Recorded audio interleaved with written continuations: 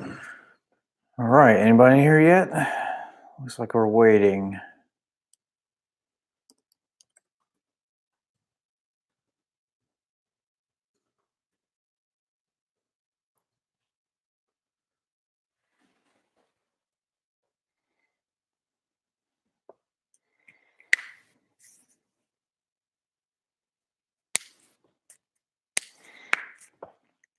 Looks like we got 4 coming in.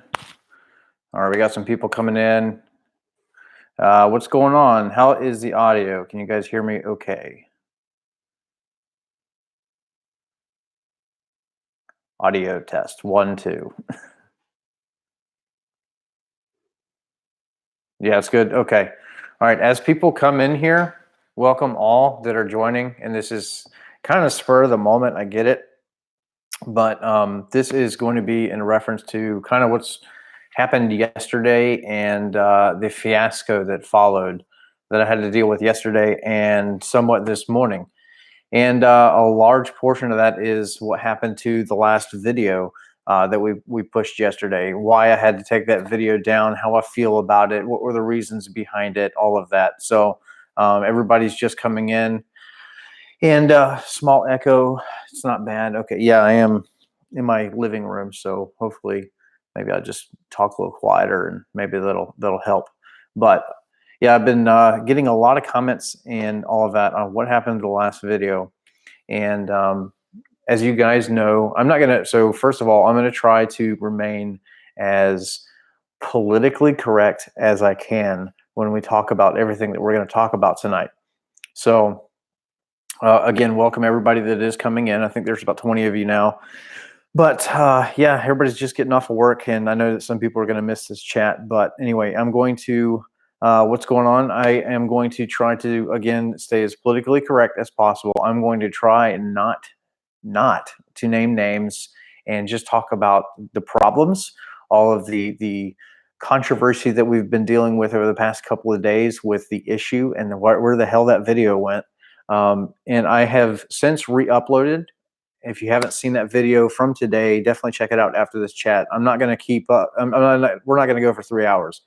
We're not going to do that. We're just going to talk about what happened, how I feel about it. And anyway, so I got the same shirt. Yeah. So this shirt, Lethal Performance and Palm Beach, excuse me, is one of the, I chose to wear this shirt specifically for this video for a number of reasons, which we're going to get into. So, yeah, I apologize that I had to take yesterday's video down and then re-upload it. Ultimately, that hurts me as a creator because the video did 64, I think, 100 views in under 24 hours. So that video was on track to actually start making a little bit of money and some publicity. Politically correct, damned. Yeah. Well, the thing is, this is why. So I had a conversation once that video got pushed yesterday. If you guys haven't seen it, you can watch the new one that we just did, the censored version, the nice friendly version that I re-uploaded today. But no need to apologize, man. We all make mistakes. So yes, unfortunately, we are human and we do make mistakes. And I kind of knew better, but I pushed the car knowing that a part that I needed and I didn't have. That is ultimately my fault. It's broken because of me, but it's kind of more than that. It is a two-way street. So there is a certain company who I have a certain grill product on my car without naming names, but you guys can figure that out. And anyway, ultimately it did. So let's talk about the first video. So I got out of the car after we did the high-speed run and I walked around, and as soon as I saw it, I turned the camera on and I started filming. I didn't really try to think about what I was saying. I just went with it. It was very it wasn't very well put together. That's why I didn't film a lot of the the deinstallation and reinstallation of like the bumper and stuff like that. So he's a true legit YouTuber. I mean, so that's why I'm actually coming forward and I'm wanting to talk to you guys about this whole thing, because I don't care about the views. Okay, first of all, I don't care about the views from yesterday and all of that that's lost. What I care about is a company calling me, telling me to shut my mouth. And I'm not. That's the honest truth. So yesterday, when the video got pushed, it went on to Facebook, which was my fault. I should know. I should leave Facebook alone. I know, but anyway, a certain um, company sponsored representative who's been sponsored for 4 years and is a big spokesperson for this company, basically put a comment out there that was pretty bad. And then what happened was it got tagged all over Facebook, and I got tagged, and all the trolls came in and started talking shit. And that's completely fine. It's a free country; they can say what they want. But then it got real bad, and it started to become a little slanderous. So I reported the admins, and then they took it down. Yeah, they were a bunch of crybabies, but it's actually much. What video? The one front end, yes, I had to re-upload that video and take a bunch of the stuff out that I was talking about with that company, because some feelings got hurt. And anyway, the sponsored rep, I'll say his name because I actually had a good conversation with him. His name is Josh Hubble, and you guys are probably familiar with him. And we've had some stuff before, on Facebook, but we had a conversation about some brackets. There's reinforcement brackets which I did not have because I bought this product secondhand. The same issue happened to the first guy, and digging through the comments from yesterday before the video got taken down, it happened to other people as well. So I really feel like, screw the lost revenue, screw the lost views from that last video. I wanted to censor it, re-upload, and then go live and talk to you guys about this whole thing, because I feel like if I don't, I'm kind of doing a disservice. But I'm going to try to leave out the company names. I'm going to try to not damage myself here. But let me see here, comments.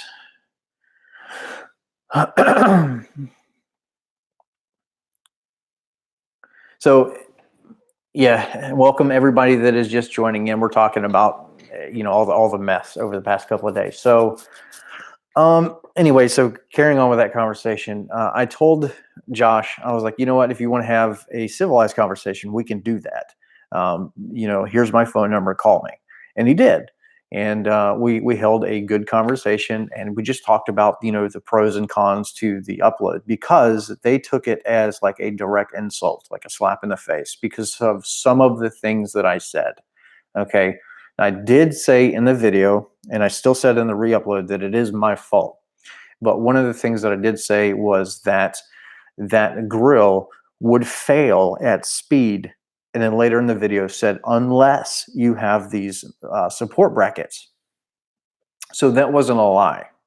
That was completely true. It was completely just. It did fail at speed. We drive Mustangs. We push them, and we drive them fast. We drive them like they're supposed to. And anyway, so they tried to get me to take it down. So I deleted everything off of Facebook except for on my own personal pages. That's still there, but the video is not live anymore. I didn't reshare the new upload. I'm not going to deal with it. If people want to search YouTube, they can do it. But so Josh asked me if he told me that the owner of this company had seen the video and was upset about it and wanted to talk to me. And I was like, that's fine, pass my number along. So this morning, I let the video go, and then it started, getting some heavy traffic. And I woke up and it was over 6,000 views. I was like, okay, it's going to be decent video. It's clickbaitish, I guess. The bumper exploded because air, and it did this, and it was a catchy title. But that's what YouTubers do. It wasn't a lie. I mean, the thing did come apart. But so I get a phone call from the company owner, and does the brackets come with the grill when you buy a new? Yes, I'm going to talk about all of that. So again, I bought this grill secondhand, so it was missing hardware. I'm going to get into the whole story, but I got a phone call this morning, and it was less than pleasant. It was as civilized as it could be, but it was basically a demand to take that video down because it was hurting their company. And I tried to explain to the guy that, and I'm not going to name his name, but I tried to explain to the guy that, look, I've got a car. I put your product on the car. First of all, That's why I'm wearing this t-shirt. I want to represent companies' products on my car that are the best. I don't want to put just cheap stuff on the car. Sometimes we mess up, sometimes we break things, but the only companies that I really want to touch are companies that I would like to put, press onto you guys that, these are good, solid companies. I'm not sponsored by this grill company at all. So I also am protected by First Amendment right. I can say and do whatever the hell I want to, first of all. But they took it as an insult. And then they also said that how bad would it look on me since all of the aftermarket companies talk to each other and word gets around.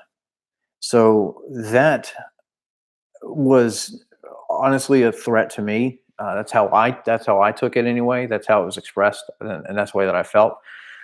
And so I was like, you know what? I'll take the video down if that's what you guys want. But I really feel like you need to understand, my side of the story. I bought this product secondhand. It did not have the hardware.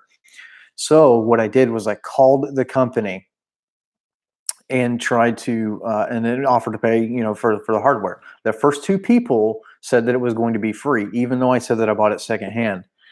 um what's up, everybody that's just joining in? I saw both videos. Yeah, I'm not a paid sponsor by this company, so I really feel like that I should be, you know yeah, it was kind of a threat. That's how I took it anyway, because I am sponsored by Super Chat, 99 cents. Thank you so much. Yeah, that's definitely going to help because we still have, a messed up car, so that's definitely going to help. And I lost all the ad revenue from last night's video, and that sucks because, excuse me, every time you take a video down and then you re-upload, you're never going to get that amount of traffic again. The videos are going to die, and this re-upload is going to be dead because all of you guys have already seen it. And unless you want to help me out and just, go replay the video and, just put mute and let it play in the background, I don't care. But anyway, dang, I didn't threat you. Take mine down. No, no, Jesse, you're good, man. I love you. I need to come up there and hang out with you. I really do. But okay, getting sidetracked. What was I talking about? So, I feel like it was a disservice not to bring this up to you guys. But anyway, so I started seeking out the correct hardware, the correct information, what I needed. So I contacted their customer service. I talked to a male and I talked to a female. I explained that this was bought secondhand. I explained in detail what I needed, and their staff did not know what I was talking about. Two different people, but they also said that whatever I needed, we'd figure it out, and it would be free. The only thing I needed to do was go look at the part number because it was not installed on the car yet. Go and verify the part number, send them a picture so that they could verify that it was indeed their product. So I did, and then I sent an email, and about 3 days goes by, and I got no response. So I called up there again. I talked to a third different person, and he said that it was at a different extension, and he explained to me that no, it would not be free, and it would not be free. So we started talking about what specifically I needed, and I identified exactly what it was. We went through some of the instructions that they had online, which is a big deal and has been fixed as of this morning, thanks to this guy right here, me. So then ultimately I had to pay for it. It wasn't a whole lot, but they had originally sent me an invoice was almost $200 worth of stuff. One of those was $150. Super chat, $199. Thank you so much, Jeff. Thank you so much. One of so one of the things on the invoice was super chat. Thank you to 1999. That's crazy, bro. Some mafia type-ish. Yeah. Kenneth, that's right. So anyway, this invoice that they originally sent me was high dollar, and I was looking at the parts, making sure that it is what I needed, nothing that I didn't need. And ultimately, they were unwilling, not unable, unwilling to pull. I needed these little silver brackets for the radiator shroud. And some clips to put them in. And two push pins. That was it.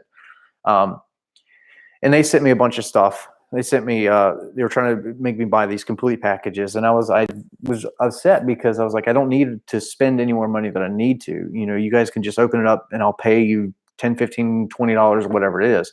And anyway, so they weren't having it. So I talked to their boss man, which was a fourth guy, not the head boss, but their supervisor. Harry, 999. Thank you so much. I'm going to try to start working on my own cars. I'll start with an oil change. Absolutely. You know, mine needs an oil change too. So that's where the super chat money is going to. I am running a 530, Pennzoil full synthetic. And hey, look, no tick. We're running strong. Except that one of my O2 sensors is already failing from E85. But I have to go to an exhaust shop, and because my O2 sensors go like this, and with E85 you want them to go like that. So we have to like re-weld some O2 bungs or whatever they're called, and it should be a simple fix. Anyway, so getting back on track. So long story short, they were unwilling to separate these parts. Then I paid the money, but one of the things that we had deleted off of the original invoice was $150 support brackets. They did, the staff, nobody there told me exactly what it was or why it was needed. This is true. The big boss man that I talked to this morning has been listening to the same conversations, and it was a mix up, and he admitted fault. You know, that their staff was unknowledgeable on this whole thing. So I was looking at this thing at $150. I was like, well, it's not in the instructions. So we have eventually identified, you know, page or picture dot whatever, this picture, that whatever it is in that picture is what I needed. So that's what we settled on. And I didn't want to pay more money than I had to. So we deleted what we now know we needed off of that list. They sent me the wrong stuff. Well, they sent me half of it right. They sent me a bunch of the little clips and screws that I already had, and I told them I didn't need, and 2 of the silver pieces and 1 push pin, and but they didn't have the clips. So I was missing the 2 clips to go into the frame, so that you can mount the bracket, and then I was missing 1 push pin. So I told them, and a few days later, you know, they decided to send that to me free of charge, you know, which was great. But anyway, so we installed the stuff. We did the video. I cut my thumb up, and you know, all of that. You guys saw it, and it was fun.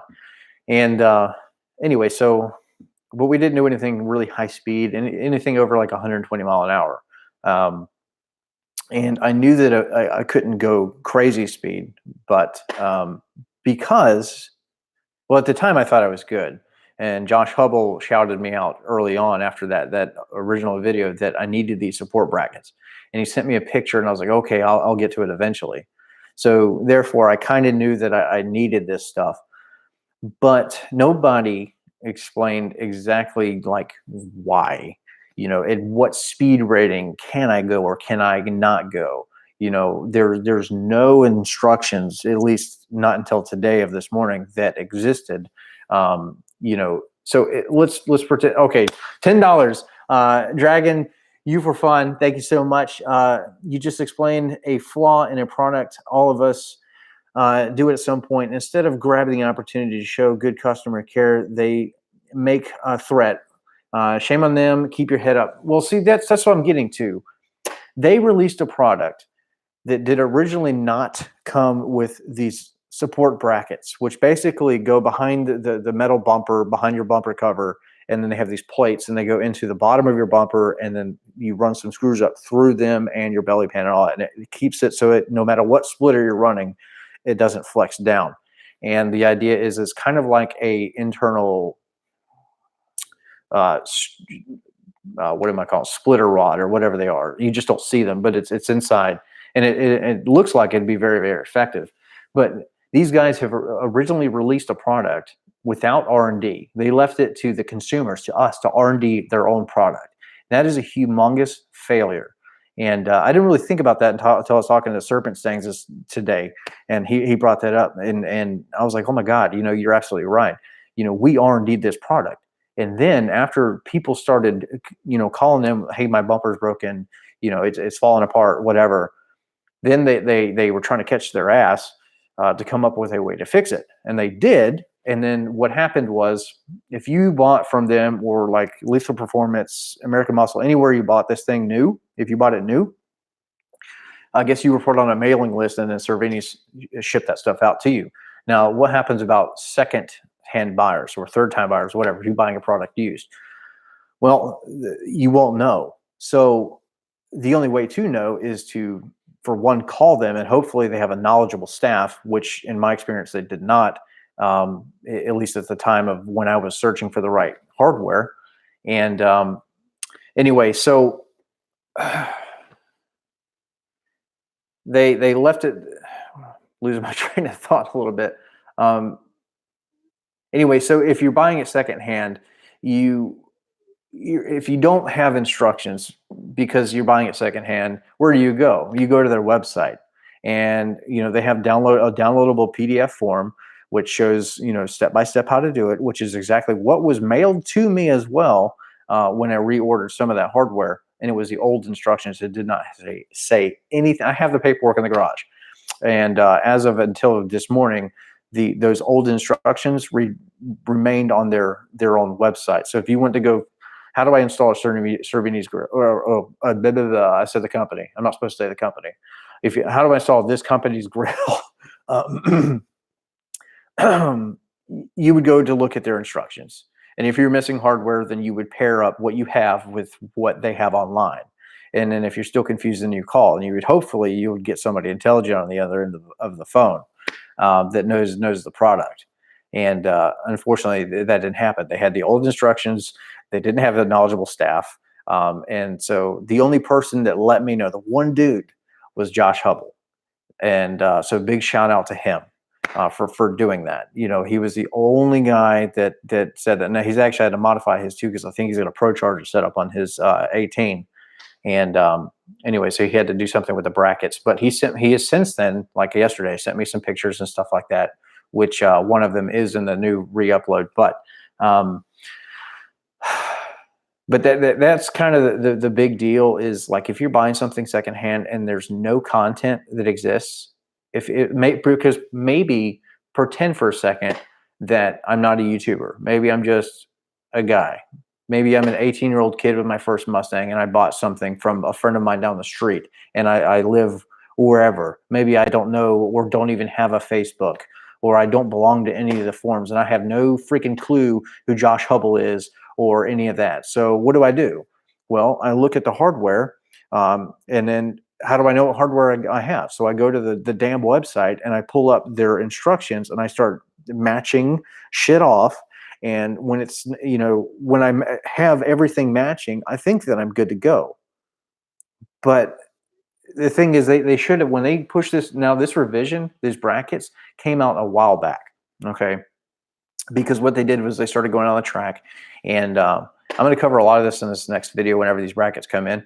But ultimately, talking to the owner today, I asked what the speed rating is when you have these brackets installed, and he said that they've got guys going down the track NA at about 130, 135 or whatever mile an hour, real fast. Okay, but is it going to be rated for anything higher than that? I don't know. I'm not going to say yes or no. I have no clue, because nobody can tell me. Will it hold 200 mile an hour? I don't know. I'm going to say I don't know. I doubt it, and that's my personal opinion. The reason for that is on the lower, the upper is fine, but the lower, it's open in the center, and it's also open on the sides. Well, when you start shoving air into the sides, well, the air has to go somewhere. I mean, that's, it's simple science, right? It's got to go somewhere. So what happens is, that's why your Roush lower and your RTR and your OEM, they're blocked off on the sides, and that's to block that airflow going through. So there is, aerodynamics and science built into this shit. Anyway, got to go with the RTR grill now. I've actually been really thinking about that. I did. I said the name twice. Oops. Okay. Yeah, the light duty plastic. Well, the bottom, the top is pretty rugged. The bottom is not so much, and that's why it flexes down. That's why they came up with these brackets. So I'm not so much pissed about the car. I mean, it's my fault. You know, I knew that I needed the stuff. I should have ordered it, but I didn't. I was waiting. I was going to wait till a couple of weeks before we go to the track. But then I pushed the car, and then it bit me in the ass. So that is completely on me. You know, I'm a grown adult, and I can admit whenever I'm wrong. We all fuck up every once in a while. You know what I mean? But super chat. Meth 18 GT, just a little something to help you out. I definitely appreciate that. Definitely appreciate that. It's the super chats honestly do a lot. They do more than you think they will, even if it's, you know, but I'm not asking anything from you guys, but I definitely appreciate that. It all goes in the channel. You guys know that. But so anyway, will I say that it's a rugged design? I think with the brackets, yes. You know, and do I think that you should spend the money? Because here's the thing, will they come with them new? Yes. If you go buy that product, it will come with the new brackets. It may or may not come with the new instructions, but supposedly, and I haven't checked, I guess I could do it right now, but I'm not going to, is that the instructions have been since this morning updated because of the video that I pushed. And it's honestly, it's sad that it took some idiot YouTuber like me to go out there and screw up for a company that makes millions and millions of dollars a year to catch their ass. You know, that's what I'm trying to say. We should not be R&Ding a product for a company. They should have speed tested that stuff. It should have come that way from the factory. And at the bare minimum, you know, sometimes things have to be revised. That's completely cool. Make sure that your website is updated, because when people need information, that is where they go. And if somebody calls in to talk to staff, make sure that they are trained and professional, neither of which happened. So that's anyway. It was a big fight, but the thing is, it sucks because, like, let's pretend like I don't. Super chat Sang mode, thank you so much for a better Pinhead $9.99. I appreciate it, brother. So yes, Sang mode is in here, and that's awesome. He's got this beautiful new car, and we'll probably, I'm not going to do it on this video, but we'll probably call him. We'll go live again. $20 super chat. There we go, Jared. I like your videos better when you cuss. Well, you know, I am old Army. You guys know that. And I do have a bad potty mouth. But for the sake of, like, you know, young ears and monetization, we do try to retain. But the live chats we could use are pretty much good to go. You can do whatever you want to, aside from probably, you know, getting naked or doing something like that, which I'm not going to do. But say it. SERVINIS.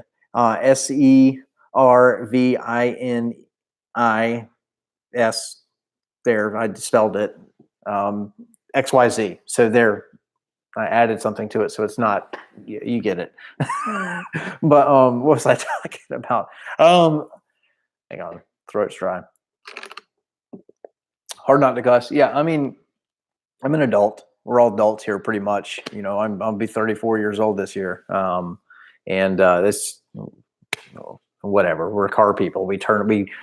There's no way that, you know, people don't cuss. You're out there doing a header install and you bust your hands, you're going to say something. So whatever. We should all be grown up about it. But anyway, speaking of being grown up, the phone call I had this morning, just he got real defensive, and I'm a very analytical person, but, you know, for one. So I'm definitely the kind of person that will generally think things through before I open my mouth. If I say this, how's it going to affect this person's feelings or their day? How's it going to affect that? Or maybe not a person, but just a situation. That a big part of that comes from being 14 years Army. You know what I mean? I had young baby soldiers that I had to coach and mentor. And I had to know product. Because we worked, I was a 13 Fox Ward observer. So we had laser equipment. We had, you know, freaking all this kind of crazy stuff, you know, and it's like weapons. I was B-Fist, so I was in a Bradley tank in Korea. So we did gunnery all the time. That was some of the most fun time I had in the Army. It was actually going to gunnery in a Bradley. That was pretty cool because I was a gunner. So gunner HE truck, you know. Anyway, it was fun. But you have to be proficient at your job. If you cannot do your damn job, go the fuck home. Period. Um, that's kind of how I feel about everything in life. If you suck at your job, retrain. And if you don't know what you're doing, freaking seek help. That's what it's all about. Because especially when it comes to stuff like this is why this shit is so damn important. Because I talked about like the wrong instructions and the lack of knowledge, lack of content. Because Bill CJ Pony Parts has a video of the grill installation, and it doesn't have anything to do with the brackets because that video existed before the revision came out. But let's pretend for a second that I don't know anything about Facebook, and I'm just that 18-year-old kid with his first Mustang, and I bought the thing from my buddy, right, for a cheap price. I put it in the car, and I thought it was going to be good to go. I thought it was going to be good to go because I bounced the missing hardware off of the instructions that were on their website. So I'm assuming that everything is A-okay.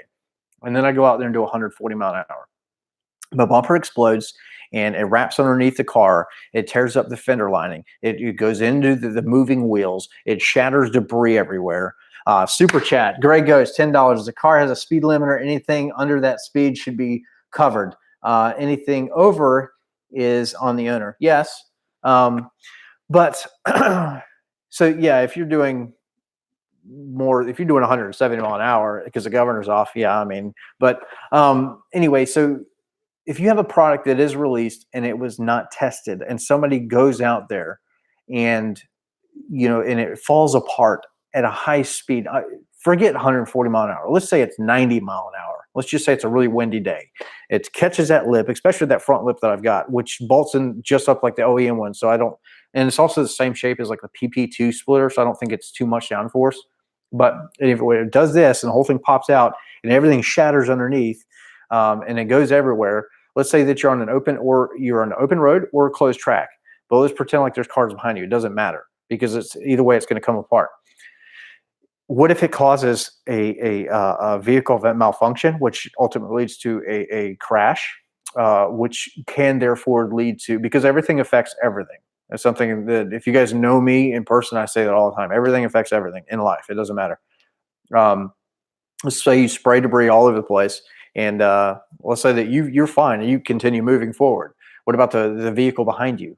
What happens to them? What happens when it's something big comes off the car and it shoves into their freaking radiator or something like that, or causes damage or hits their windshield or causes them to lose control or whatever. I mean, that's how accidents happen. That's how like when tires come off of big rigs going down the road. People get really messed up doing getting hit by those things. So like getting hit by a wall.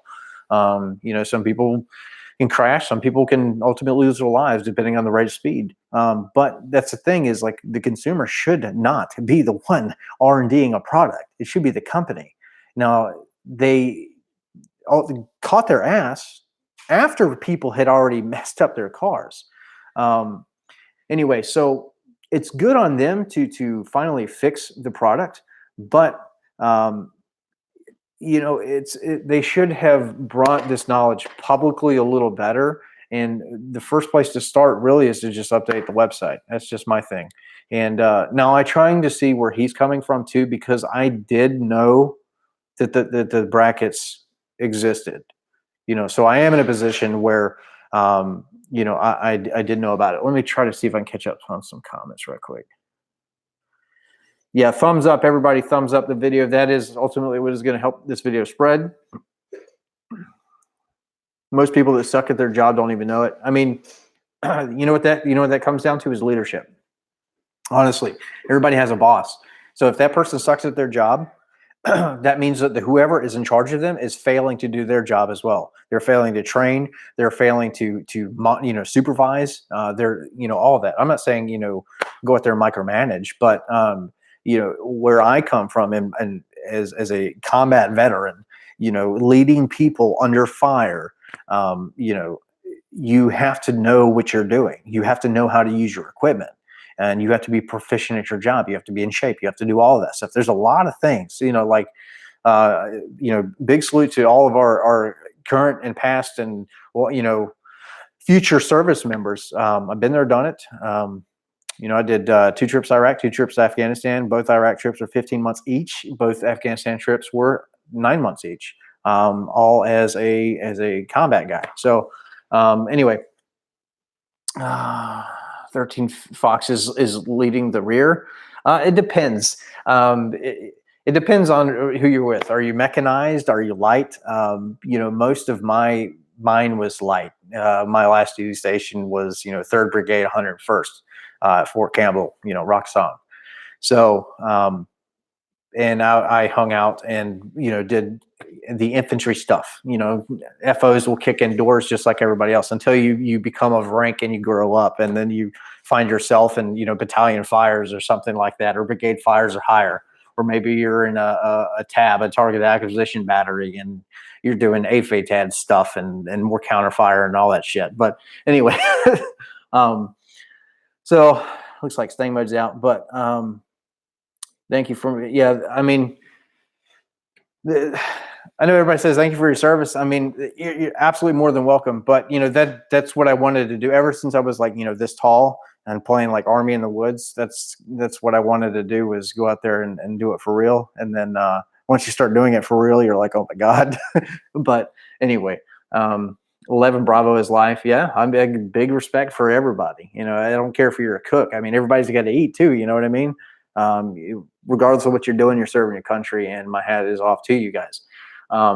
Anyway, but let me dig through some comments, see if I can just chat with you guys a little bit, but my mouse is not working.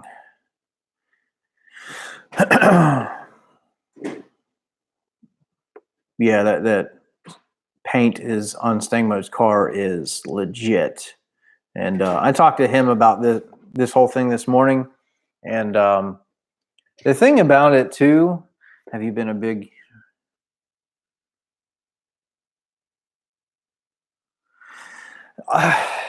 approaching Ford about the issues?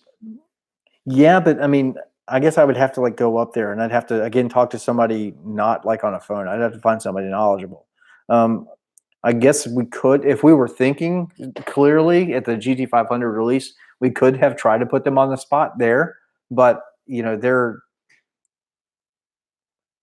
those guys aren't necessarily the engineers behind, maybe there's a lot of people in the design of a new, you guys know how it works, but we'd have to find the right person and talk about. We could have, I guess, at least brought up, hey, have you heard about the tick? Can you give some insight? What's going on?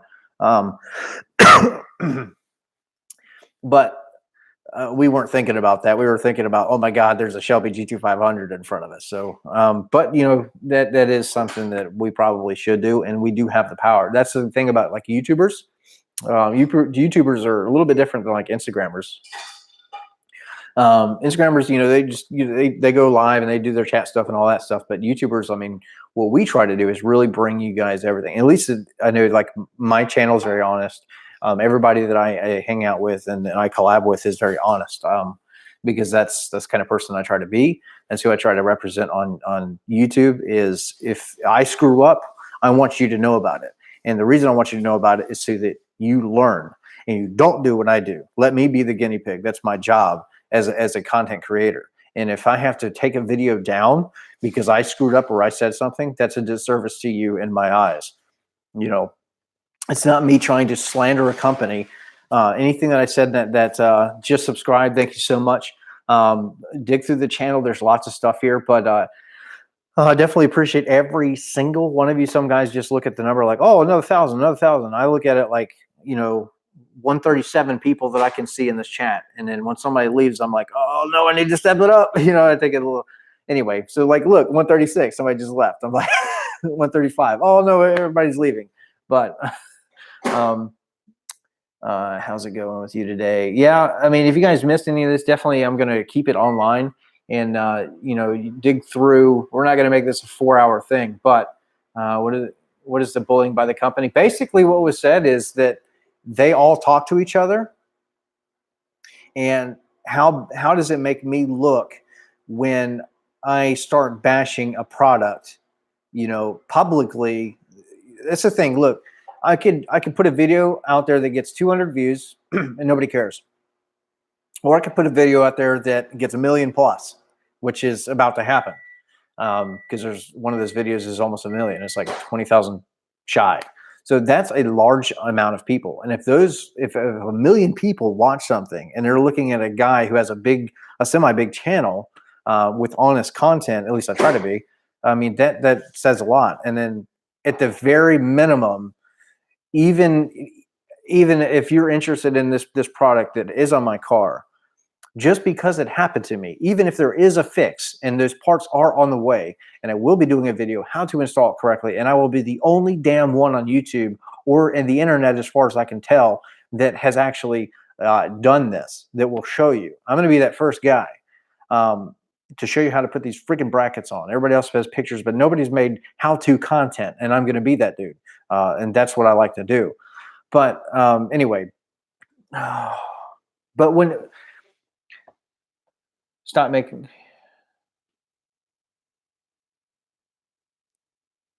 Yeah, I mean, yeah, stop making crap products. You don't have to worry about negative publicity. Look, I'm not the first guy this happened to. I'm just the first one to really film it on camera. Well, I didn't film it, but just talk about it publicly. And if I had 100 followers, you know, this wouldn't mean anything. But the fact that it's pissing them off means that I guess we are bigger than we think we are, which is a good thing for the channel. It means we have a voice, and I don't feel that it's right for a company to say, for to try to silence us as consumers. When they're over there making all this money, and then I have a broken car, that I'm going to have to spend money to fix. You know, I'm a handy person. I'm going to try to do it myself and then show you guys how to do this if I can, at least temporarily until we get a permanent thing. But if I was that 18 again, if I was that 18-year-old kid that didn't know anything, that didn't know any better, or didn't know anything, or didn't have know somebody that had anything to do with or had a past in like body work or any of that. I mean, you're looking at a brand new front fascia, possibly, because once you repair that crack, if you go fast again, that crack may open up and start spreading, and then so you run a risk. But you're looking at a brand new front fascia potentially, because mine's honestly not that bad, but it could have been worse, and the splitter could have gotten torn up because the splitter on the passenger side, the push pins holding it to the bumper didn't just pop out; they split in half. So the force is pretty significant. But if I'm an 18-year-old kid and I don't know how to repair my own stuff, I'm looking at a brand new front fascia, possibly a new splitter, possibly new fender liners, possibly, and then paint, and then labor for all of that. So you're talking about a product that you buy for $300 to $500, whatever it is, and then causes $1,000 to $2,000 worth of damage. I mean, it's very possible, and it's a shame that it's on us. So when companies say, look, if you don't take that video down, we're going to potentially talk to the other companies that are around here, and throw your name. Well, first of all, that's slanderous, and you shouldn't do that. And as a company, you shouldn't say that either. As a good company, you should own up and be like, you know what, you're wrong for doing that, but we're also wrong, and let's try to come to a solution. Basically, what was said to me is like, we're going to give you the free parts, we're going to give you the free hardware in exchange for you taking your video down. And of course, I don't want to take the video down. Why? Because that's hiding shit, But what I did was I did take it down. Well, I didn't take it down. I made it private. And then I went and re-edited and got rid of a bunch of the trash talk out, which I didn't really think was trash talk. I thought it was kind of honesty, and re-uploaded to make it look like it's 100% my fault, which I will say that it is. I'm not saying that I'm innocent. Josh Hubble did make me aware of all this stuff, and I knew better. And it's just like speeding. You know better. You know that you're not supposed to speed. There's a speed limit, and if you get caught, you could suffer consequences, right? Or you could crash or do whatever. You're taking a risk. I took a risk, and it bit me in the ass. I get it. I'm a grown man. I can own up to it. But anyway, let's see here. Let me dig through some comments real fast. It's just going crazy over here. There's no secret. My big thing is just that if I was TJ Hunt, they'd fix everything. Yeah, I'm a nobody. Let's be honest. 16,000 subscribers is nothing, but apparently it's significant enough to make threats at.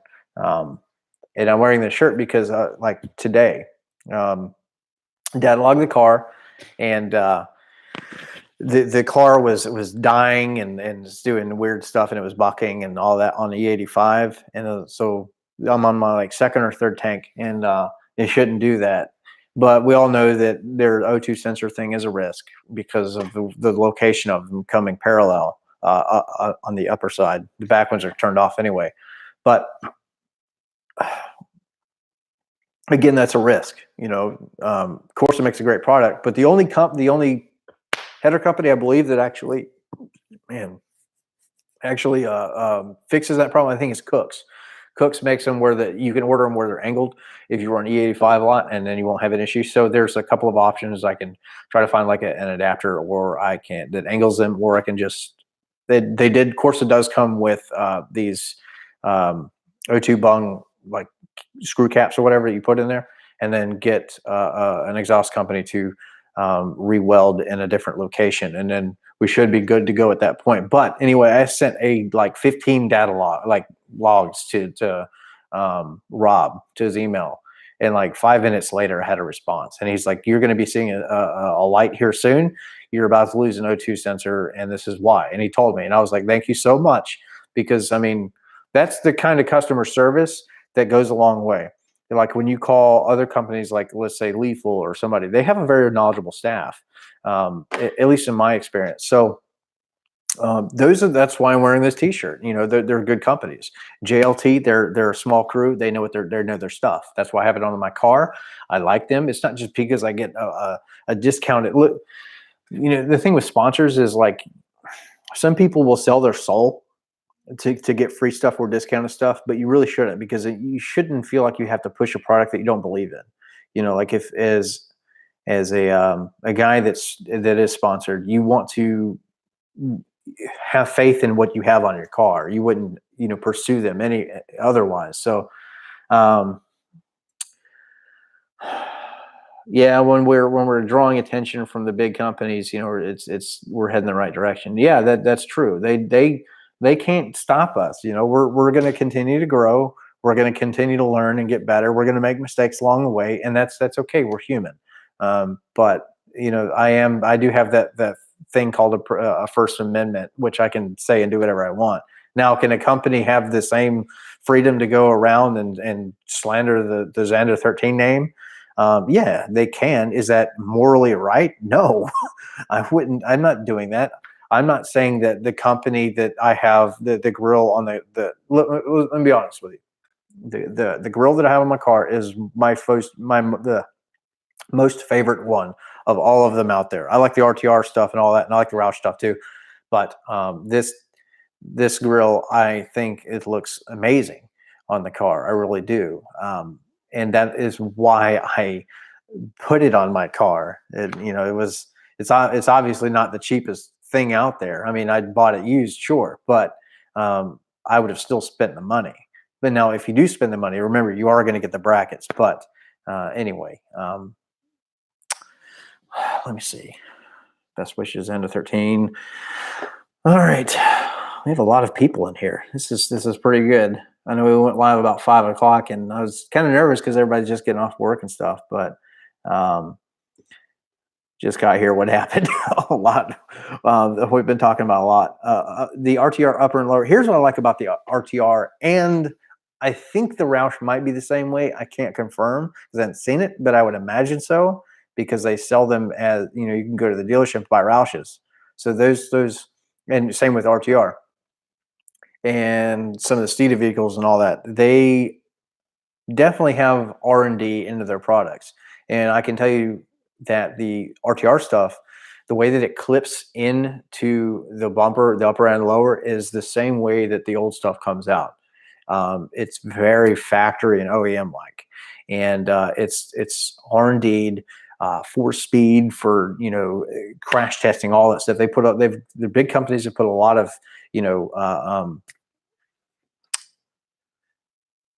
yeah. I'll see you guys later as you guys drop out, and hello to everybody that's just coming in. But the RTR stuff is looks legitimate. Now, like, my thing is, like, am I going to do the lights or am I not? I don't know. If you follow me on Instagram, you've been seeing that I've been asking, is it ricey? Is it not? I don't know. But RTR is going to be like wild and stuff like that, and I may do that. If I do that, I will be selling the one that I have now. There's nothing wrong. You guys saw in the video, the upper and lower grill. There's nothing wrong with it. The only thing wrong with it is the corner of my bumper. Then that's it. And I think that it should be very fixable. But anyway, he'll know it's not ricey. So he's over. Let me see. Do the lights. Yeah, the lights is like everybody's kind of like a, half and half. That company is junk. Just say it. Well, I'll tell you this. When I was in high school, I had a Honda Civic, and I ordered no, it was after my first Iraq deployment. I still had that Civic, and I had not bought my first Mustang yet. But what I did order was the entire, like, fenders, hood, front bumper, back bumper, side skirts, all of this stuff from Cervina's. There I said the company because that's, anyway, from this company way back when, it's a long time ago. Damn, yeah, it was almost 20 years ago. About 15 years ago, I guess. Anyway, the stuff came and it had to be heavily modified to be able to fit perfectly in the car. There's a lot of fiberglass and urethane and this flesh, like ABS plastics and stuff like that. It didn't just come like as an OEM fit. So the stuff had to be modified to fit right. And I still liked it. Once it was installed correctly, it was fine. And it looked great.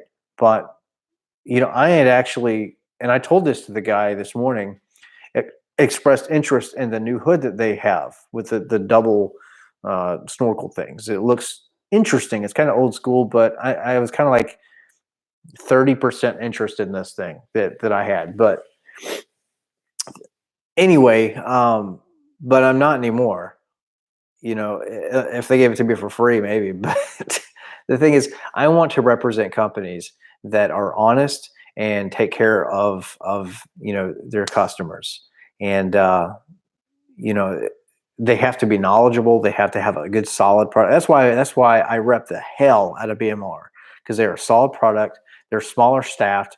They make stuff that just flat, plain fucking works. And it's good stuff. They have race cars to prove it. Steed is another good one too, but I tend to like the design of BMR better. And I have always liked to run BMR. I've done other suspension stuff too, but I like the science behind BMR. I like what they do. I like what they represent, because they're a company that solely does suspension. They don't dibble dabble in other stuff. It's suspension and suspension only. They're great. And my relationship, my working relationship with like Kelly Aiken over there has been fantastic. Awesome dude, very knowledgeable. You can call him up if you have questions, and the guy is brilliant. Jay and Vinny at JLT, good, solid people. They just are. They're nice. They're professional. Everything. My contact with Corsa has been just. I've got the cell phone number. It's great. But that's the kind of stuff that you want. I don't want to call a company if I have a question and the other person on the other line be like, well, I don't really know. Well, you should know. If you're selling a product, you should know. It's kind of like when I sold cars for a little while. That's why I was so successful right off the bat, is because I was just honest, and I did my homework. I did my job, and I wasn't pushy, and I just talked cars and I talked knowledge. And if you can do that and you can spit facts, then that's it. You don't have to try to sell a product. It should just sell for itself. If it works, it works. If it don't, it don't. And, sometimes things have recalls, and, Look at our cars. They've had recalls because they push products out and then things mess up and then they fix it. Whatever, that's cool. But at least they make it publicly known. And that's what I'm going to do with this video. I will do the due diligence, I can't speak, of making a good video. So anybody that does want to run this product, because it is a solid product. It looks great. It is functional. Very much so. It is wide open. And with the lower brackets, I think that it will be a solid product, and I think that it will hold up to a high amount of speed. I think that it absolutely 100% will. It's just that this whole thing, me going live is just talking about why that video got taken down. And it's basically because they came after me, and I guess that is saying something because they were afraid that the video was going to go crazy and it was going to hurt their business, and they look at me as and you guys look at me hopefully the same way as an influencer. You guys are having some conversations over there, but anyway, that's that also means as an influencer that I have to be. We as YouTubers need to be clear and as precise as possible as we can, especially if it has the potential to reach, an unlimited amount of people. Otherwise we look like an idiot. Nobody's going to follow us. But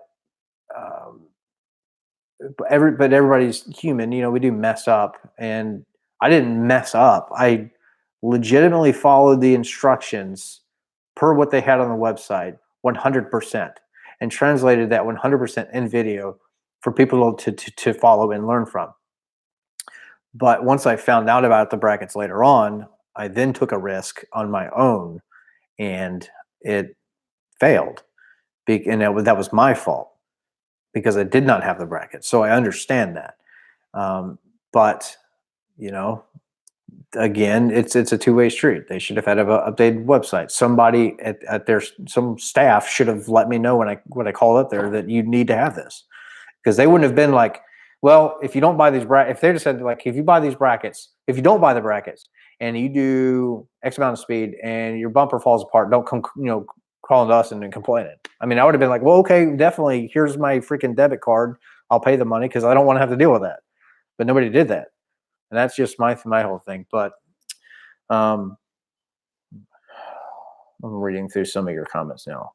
I feel I haven't really paid that much attention, and I should be.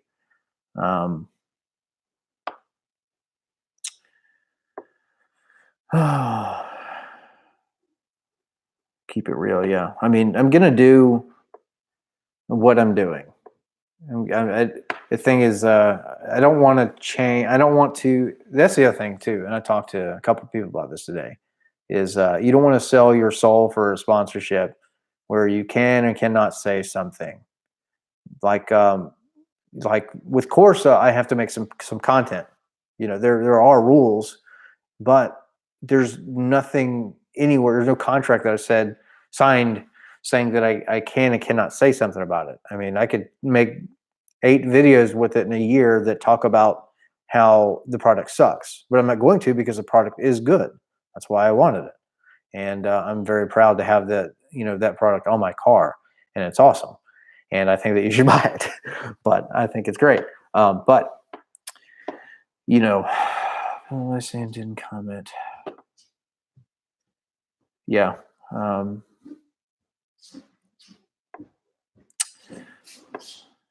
You guys are talking a lot over here, but RTR lights look ricey. Sorry. I don't know. I still am undecided on that whole thing. The Cervini's cowl hood does look really good. I think it's pretty cool.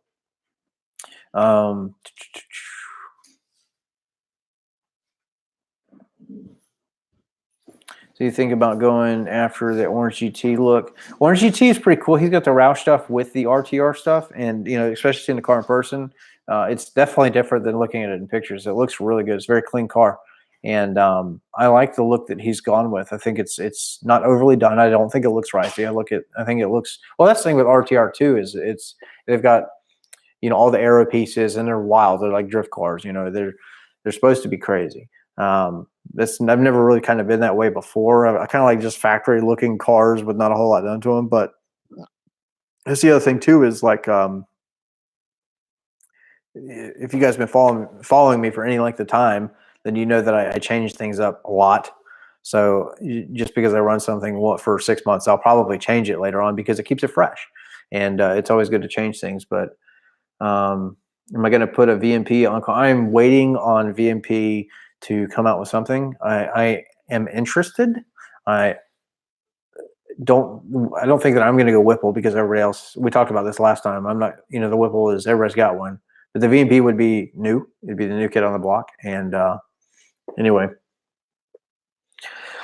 um, or um, Kenny Bell. I wish that they had something for the 18 and up.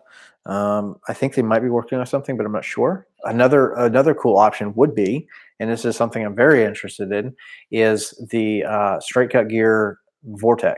So their Heritage Edition. It sounds like an old Pro Charger. It's very loud, and it sits there and idles like a jet plane about to take off. It's pretty cool. So, but there's nothing really. Nobody's really doing that on YouTube, at least, and I think it would be loud and obnoxious, and it would be really cool to hear, and definitely make some good power. But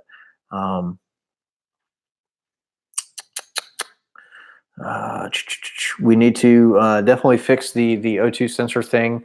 That should be coming up here soon. I need to go talk to an exhaust shop and then do some good logs, get some revisions with Palm Beach, and then we're going to obviously go do or re-dyno with all the modifications and let you guys know and how that all works. But hopefully it'll be close to 500. Vortec stuff is nice these days. Yeah, Vortec is good. It's cheap power. I mean, 700 horsepower for $6,000 is kind of hard to beat. And the kits install really easy, like in your garage. Some of the blowers, there's a little bit more in depth. But anyway, all right. Lighter wheels. I've been looking at wheels too. I'm in love personally with the RTR Tech 7s. There's a deal local for the Tech 5s, but I really kind of like the Tech 7s. Something I don't know yet is tires, because I love the Michelin 4S tires that are on the car right now, but they don't make the tire sizes I want. And then I think we're going with 19s, but if I go with the Tech 7s, it may be a 20-inch wheel, and that'll just be my cool looking wheel for the street, and then we'll have a drag pack eventually. So, but as far as tires for the aftermarket wheels, whatever we decide to go with eventually, I don't know. Maybe do Intio 5s all around or something. I don't know. I've had the Nitto G2 triple fives before, and they were fine, but you could break them loose pretty easy. But the Street SS on a 19, I mean, do they handle pretty well? I mean, because the thing is, I still like to have fun in the turns and all that too. So Tech 7 over everything. I love the Tech 7 because I like the PP1 wheel look, and they're just a little bit simpler, and they have just a little bit more shape. And I think it's a beautiful looking wheel. Yeah, the dude in blue just went VMP and made crazy power. That was a fun video. He didn't really look, honestly, like in part one and like half in part two. He didn't look all that overly excited until they actually got on the dyno and started making power. I think maybe he was just a little tired. I've met him for a couple of minutes in real life, and that dude was tired. It was at last Mustang week. That guy, he puts in a lot of work. Everybody that is just joining into the chat, welcome. And we've been talking about a bunch of stuff. There we go. Super chat. Jordan, $10. Thanks for your sacrifices during your service. Definitely appreciate that. And you're very, very welcome. Yep, all super chat money goes to the channel. You guys know that. And I guess it's going to go to fix Carnage in some way. We shall see. But what else we got going on here in the chat? The Velgen, the Classic 5, they look good. The Velgen wheels always look good. I like the split 5s. They look really good. And they the VMB, what are they? 7 5s? I don't know. They're like a little wider double spoke than the split 5s. VMB 9s maybe. But anyway, they look good. I kind of want a gloss black wheel though. I'm not really sure. Still undecided. I like black wheels. I thought heavily. I was really trying to find a wheel that was like a gunmetal or a silver, and I don't think I'd be happy. I like black wheels, and it might be a little cliche, but whatever. Um, Derek, how have you been? I haven't like talked to you in a while. I heard that you made a lot of power over there at Fifth Gear, and I talked to Taylor about that too, and he didn't have a whole lot to say, but I guess he missed a bunch of what happened. But anyway, yeah, the Roush wheels look good too.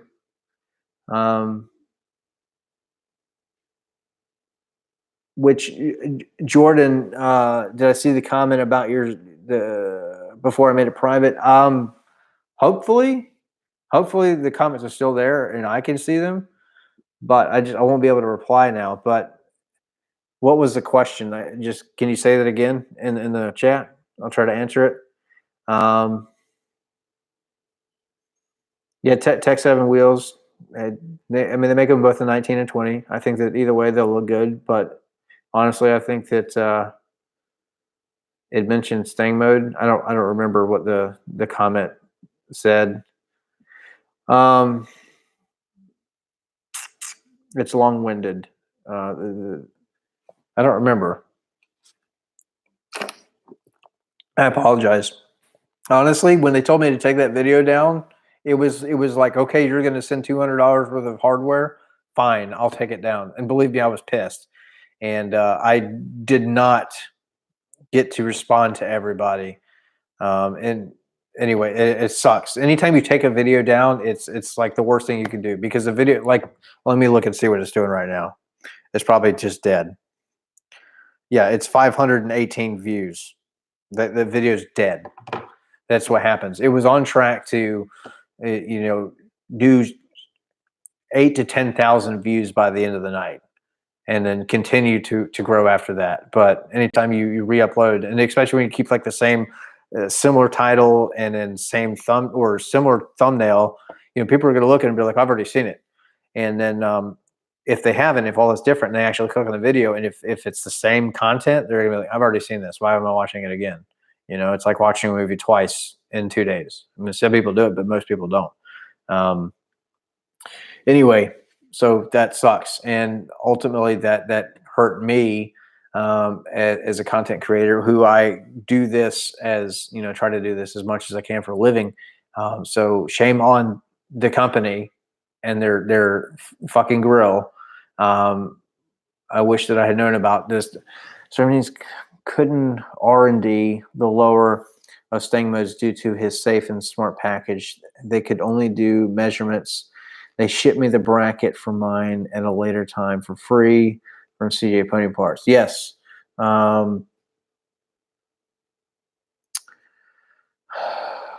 Yeah, I think that staying mode actually had I don't know if he had the first, but he was definitely one of the ones of the pre-production units. And he did I talked to him about that this morning, about the R&D process of the lower. And he also said that he was trying to get a hold of the new lower, or at least come up with a solution for his car for the show that he just entered, and they blew him off. So that's I don't know, and he made content with it. He was he was probably the first one to actually start making content online with that upper grill. And everybody's like, oh my God, it looks so awesome because it's really deep and recessed in there. And I mean, shame on them really, because I mean, he did his job. He was making content with it. And but yes, it doesn't work with the safe and smart unless modified. I don't know how to modify it. I have seen other people do it, and it can be done, but you do have to modify something. I don't know if you're modifying the position of the sensors down there or the grill itself. But anyway, it does flow air very well. And with the brackets, that yes, if you bought, and that's what the company told me today, was anybody that if you bought it from X location here, if you were a first time buyer of it, they got your name and then they sent you the parts, and it would have cost them nothing, because they were trying to catch them. They're trying to save themselves because people were going on the track with them, and it's same thing was happening to them, you know, at 115, 120, 118, whatever the hell mile an hour. And then they were getting body damage. But it's good on them to quickly come out with a solution. But they told me on the phone, well, him told me on the phone that he did everything possible to make sure that everybody knew. Well, that's incorrect, because if you did that, you would have fixed your damn website. That would have been the first thing that you should have fixed. But they didn't do any of that until it took somebody like me to make a silly YouTube video, you know, calling them out on their shit. That's what it ultimately come down to. It shouldn't be that way. So I'm not saying they're a bad company. I'm not saying don't buy from them. I think that you should buy from them. I think it's a solid product, especially when you get the brackets. But like the video to come, I'm literally going to, you know, tell people, like, if you have this, you bought it secondhand, you have to have these brackets. You have got to. And this is why. And then I'm going to be the first one to show people how to actually install it correctly. Even if it doesn't come with the proper instructions, you know what? We'll figure it out. It's all nuts and bolts, and it's just a puzzle. That's all it is. Who's going to the AM show in Maple Grove? I would like to try. I don't know how many of you guys are going to go, but it's up for several months. I'm trying to keep up with some of this. The R350 wheels look really good. I had them on the blue car that I had, and I have thought about the same thing in black on mine out there. I'm not sure if I would, but I've already done it, so it can only be different. Then sub to several months, I've always been a Mustang lover. Let me move my mouse.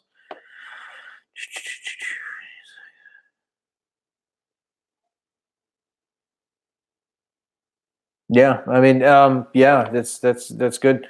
You know,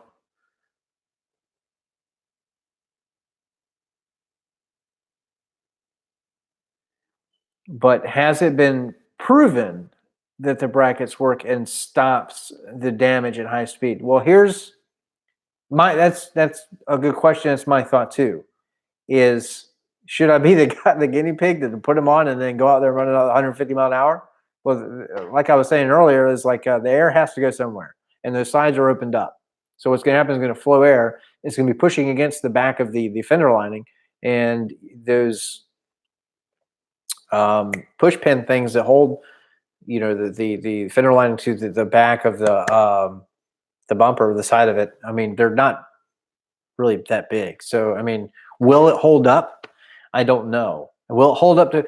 He did say that it should. He's got guys running down the track at 130 plus mile an hour with no issue. They put GoPros on the front of the bumpers to look for movement, and they've been solid. So that is good to know. But will it do, you know, 150 plus? I don't know if anybody's tried. I don't know that I want to be the guy to do that though. Project 6G or P51 wheels. I tell you what, what are they? The Project 6G 10, I think the 10 wheels are. And like the not totally forged, but whatever, the affordable ones look really good. The P51 wheels look really good too. And they're both very light. I think they're like 21 pounds a wheel or something. It's pretty crazy. It's just the 6 videos are all scripted. Yes, that's actually true. Mostly. He has staff that works for him. He doesn't edit very much of his own video. Everybody's just coming in. Welcome.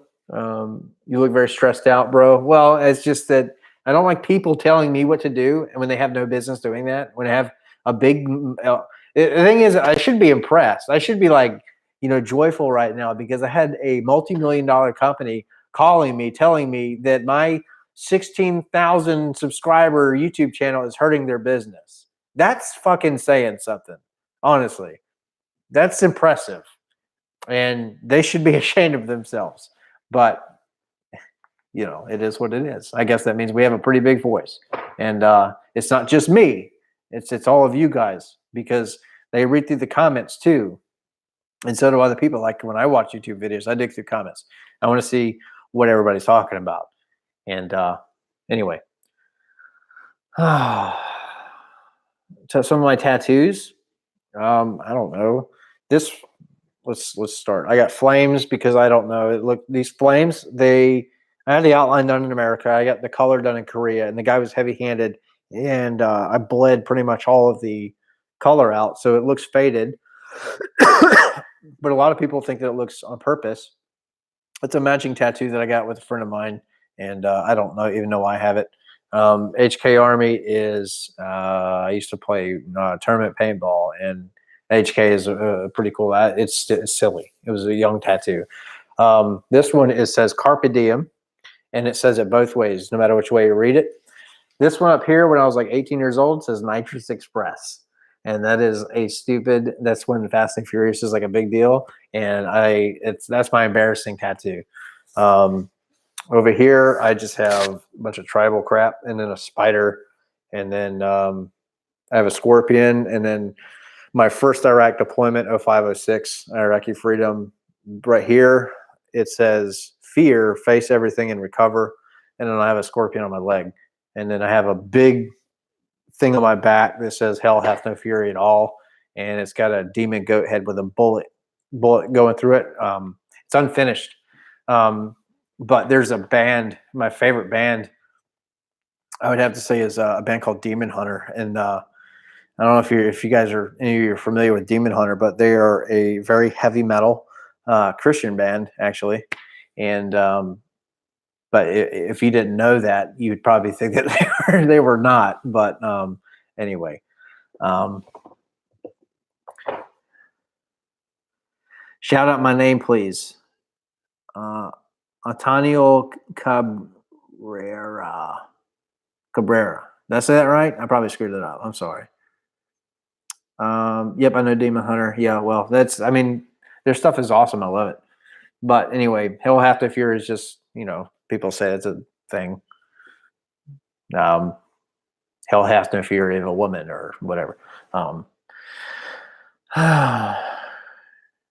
I really don't see what I did wrong. Well, the thing is, yeah, I made a video. I publicly spoke, which I should, and I have every right to do. They just didn't like the context of the way that I said it.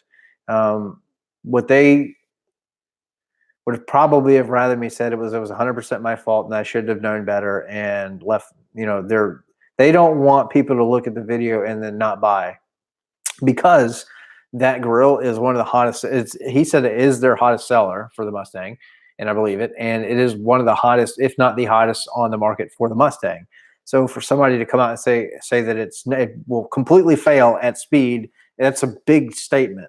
And it will. It's 100% correct, unless you have the brackets, but you will get them if you buy them new now. But my argument with him was, again, what we've already talked about in the video.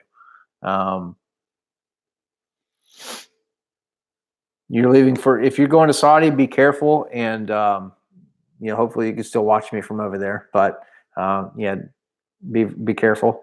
I've been in the Middle East quite a bit, but they did not send me a cease and desist letter. It was nothing like that. It was just basically, I would like for you to pull your video down, and if you do that, I will send you the correct hardware. And I agreed that if they did that, I would make content with it and show people the correct way. But when we hung up the phone, he wasn't happy and I wasn't happy. Just nothing really got solved. They were just when I talked to Stang Mode, he's had problems with them too, and I think that they think that they're maybe a little bit too big for their britches. I don't know, but the thing is, there has to be checks and balances. Everybody fucks up. It's not that they make a bad product now, but they certainly didn't R&D it enough in the beginning. But they did fix it. There's brackets, and it looks like those brackets could actually be used with any other grill. The way that it's mounted, I think it would actually be cool, no matter what you do or whatever splitter you want to run or whatever. Like I think that they should just offer that as like a totally separate product, because the design, you'll see whenever I get them and the pictures and all that stuff. But it looks like a really, really cool idea, a really neat design, but it's just a shame that it happened to me. But Super Chat, here we go. Street Slayers, Z Squad, Me and Xander went to different high schools together. Yeah, but um, but thank you so much, man. $5. So, all right, let me dig through here a little bit more. I love the grill.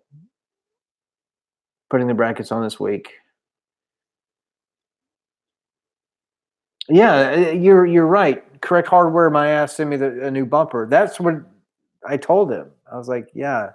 I mean, try to understand from my situation that I did buy it secondhand. I went and I tried to find out what I needed. Your staff didn't know what they were talking about.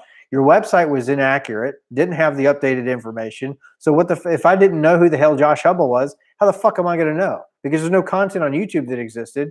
It's certainly not on their website. So how do you know if I bought it secondhand? And he said, well, I can't control, secondhand buying. And I understand that. You cannot control that. So he can do nothing about it. But what could have been done was at least update your website and at bare minimum, train your staff. That's it. That's not hard. You should be doing that every day anyway. Everybody, they have people that answer the phone. Those guys have to go through training, and I get it. People suck, and not everybody's good at what they're what they do. But that's why you have supervisors that are supposed to do their job, and then those supervisors have supervisors, and the list goes up. But everybody should be. If you're a multi-million-dollar company, you shouldn't be. You shouldn't suck at your job. You're especially when you have one of the hottest selling products for the the 15 to 17 cars, or as long as they've been making them. I mean, it's not like they've been in business for 5 years. They've been in business for a long time. They should have. If I should have known better, they should have known better as well. That's all I'm saying. And it's certainly.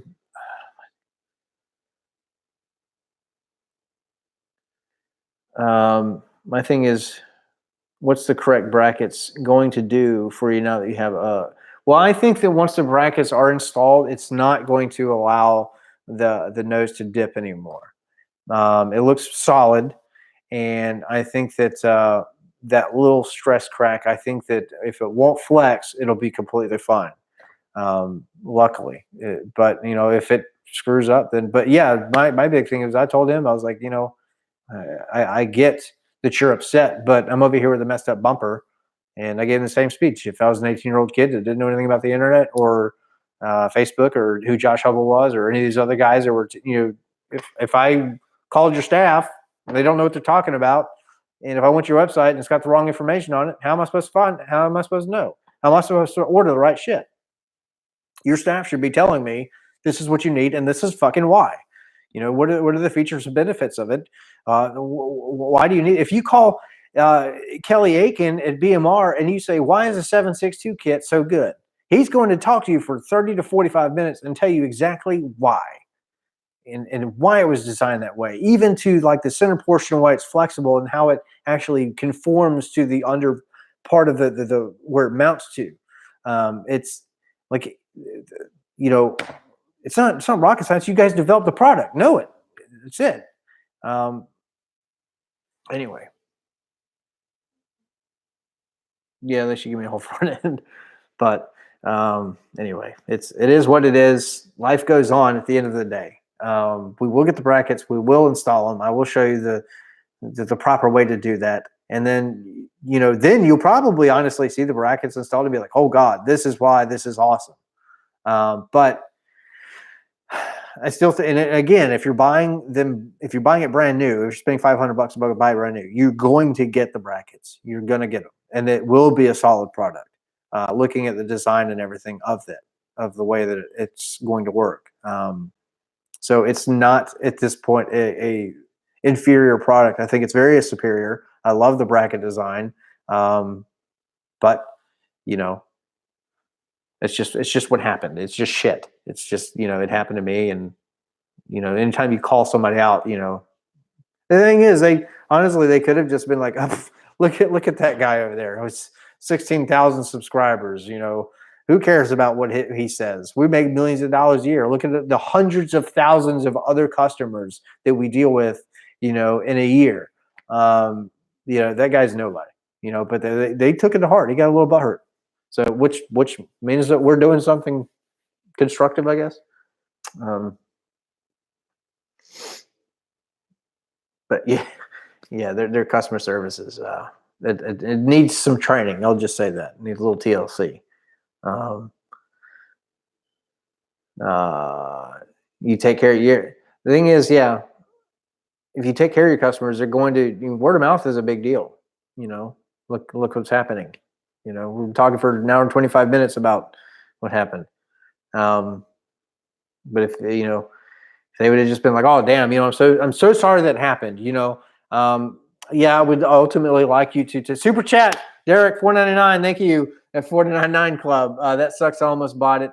Uh, did you see the new ride? Check your Speed Addict's new video today. I need to watch the video. What do you mean the new ride? Your new ride? I'm confused. You don't have the Mustang? Anyway, I'll watch. We'll talk. But thank you for the 499. What was I speaking? What was I talking about earlier? I don't remember. But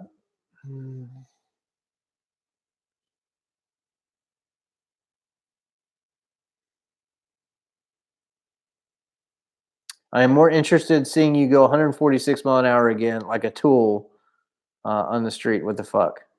I mean, I'm not sure if that's a compliment or not. Because I mean, have you never done 140 plus? I mean, I'm just being honest with you. Do you not do more of the speed limit? I mean, who doesn't?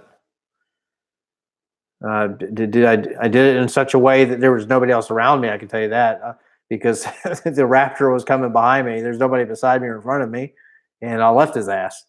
Um, and I've been driving for a long time. I was pretty confident. Is it speeding? Is it legal? No, it's not legal. Was it wrong to do on a public street? Yes, but I mean, we all do it.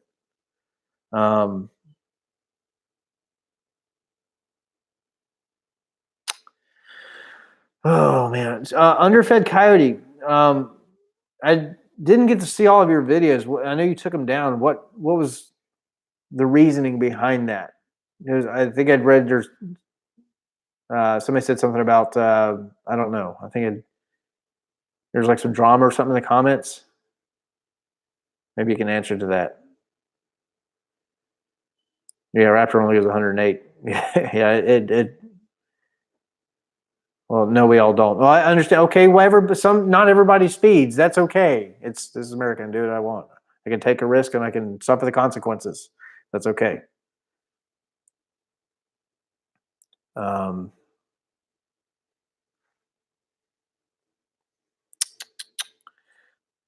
Guys are assholes. They go after people in their own ways, and I'm not about the car, and not about the car. Yeah, I mean, yeah, that happens to me too. I'll tell you what. I'll be completely honest with you guys. Early, I'll read through 500. Just for example, just a number, 500 great supportive comments, and there'll be that one comment that'll just ruin it all. It really will. And after you've been doing this for a long enough time, you start to really just let it roll off your shoulders. I'm a grown man. I'm pretty alpha in real life, so and I don't, whatever.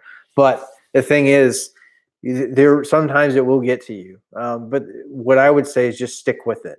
People talk, and it pisses. The thing that still pisses me off, though, honestly, is like the Facebook shit, the internet warriors, and they do what they do. I don't know these people. Everybody. The thing is, everybody's an expert. Behind a typewriter, everybody thinks that they are correct.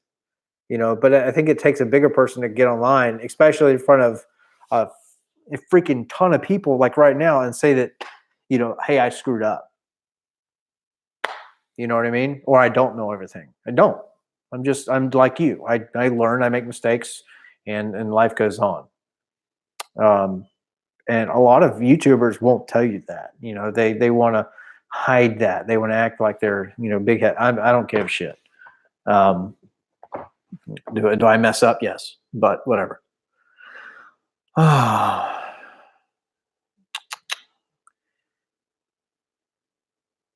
Yeah, I mean, I get trolled. I mean, it's okay though. You know what I mean? Because at the end of the day, it's what I said in that one video. Um, Especially when you're new at doing like YouTube stuff, people you're going to get flamed on and all of that in the beginning. But the thing is, if you got to be resilient, you got to stick with it and just look past it. Look at the positive.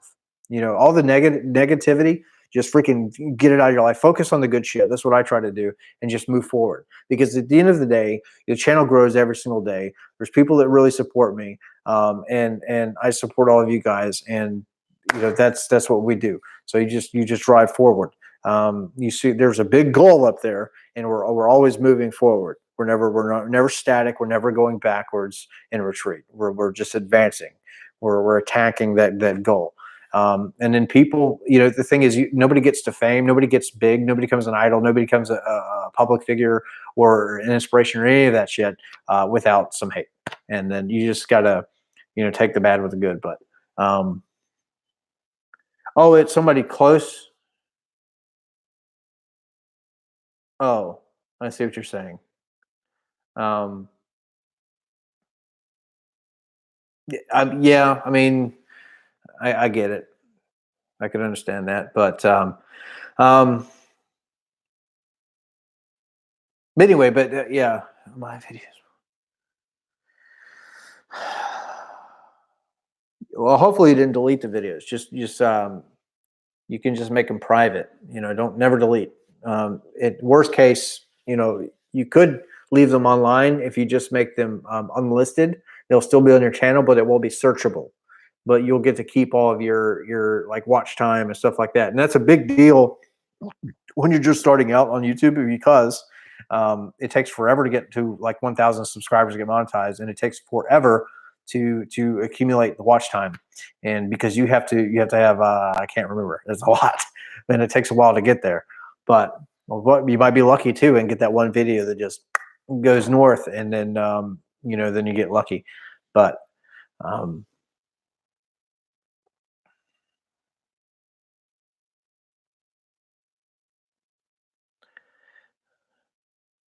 Ben, $5, thank you so much, sir. I appreciate it very much.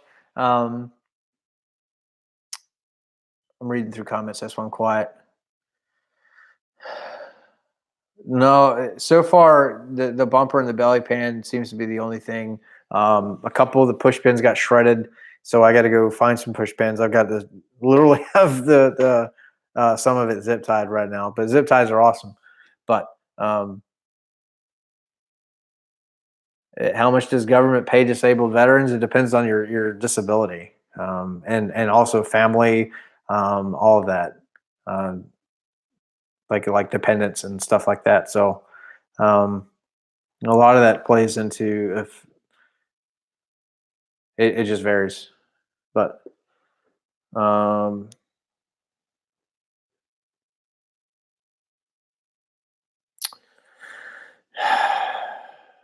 yeah, yeah, it goes up and down. Like if you're 50%, I mean it's money, right? But it's not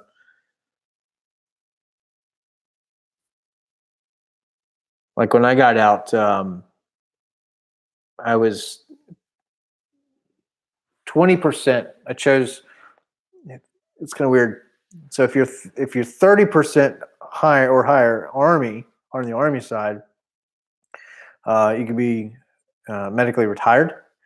I believe it was. But if you're under that, then you're medically separated with like a severance. And then if it's a combat related injury, then you get taxed, but you get the tax money back and all that. Mine was combat. Um, anyway, but um, hey, can I shout out my channel? Bandit50. Bandit50. This channel. Street Slayer's got a channel. There's a bunch of everybody in here's got pretty much a channel, which I think is really cool. That Speed Addict 731. I think it's really cool that everybody wants to make YouTube content. I think that that's a good thing. So it's more stuff for us to watch and tell our stories. But yeah, you're very welcome. Anyway,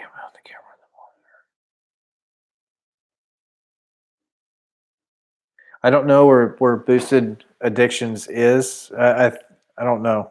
I haven't. He's been kind of quiet, but I'd imagine he's just taking care of some stuff. But anyway, Serpent saying you are just now in here. You missed all the fun, but that's cool because we'll just make it public after this, and you can watch it like a movie. But it's been interesting to say the least. Um,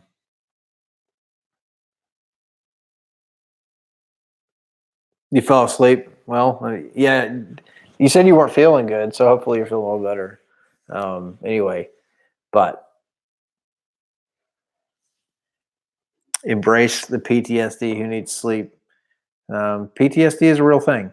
It is, and that's one of the reasons I like to tinker with cars. Is it focuses energy, um, but especially for the ones that have pulled the trigger before.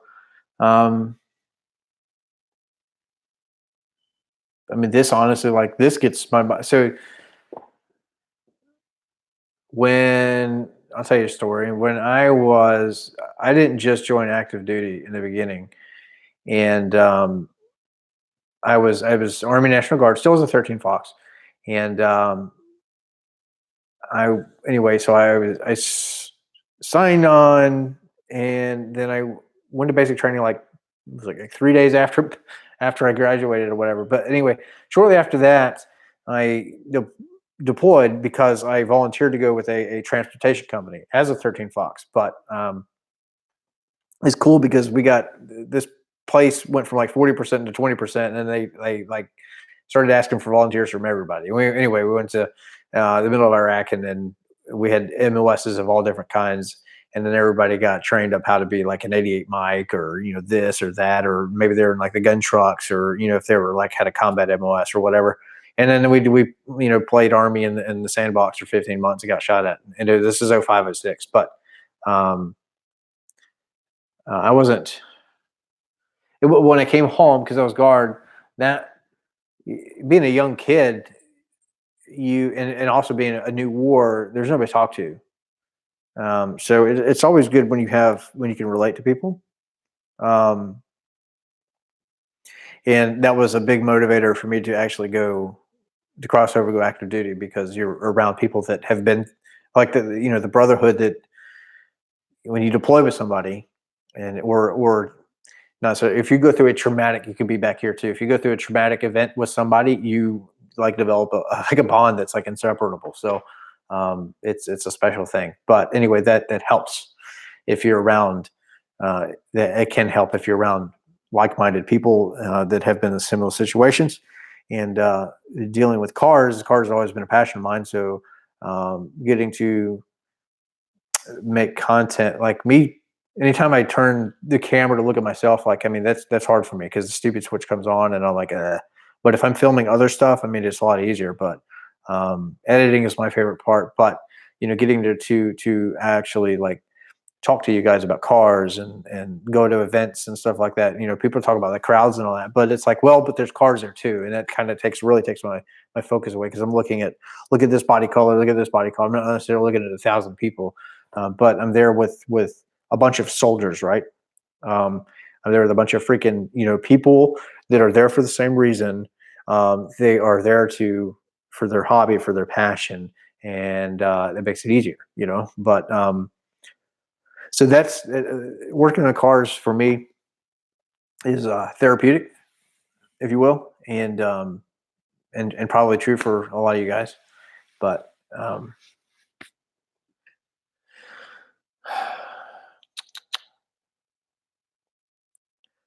uh, yeah, I was a 13 Fox. Oh, wait, you were in combat as a 13 Fox? I mean, what the fuck? I mean, yes. I mean, yeah, it's artillery. I mean, as a 13 Fox, you roll around. If you're light, not light infantry land, you're with your 11 Bravo guys kicking in doors like the rest of them. And then if you have the cool guy training, if you're like a JFO and all that, like I was, I mean, you're there running around with your LT and controlling aircraft, and then well, anybody can do that, really. I mean, CCA, anybody can do that, but anybody can theoretically call for fire from an Apache helicopter, but um, JFO, you can talk to. You can go through your JTACs, and you can drop from fixed wing aircraft and all that too. But yeah, it was a. It's fine. Um, Trying to catch up on some of this.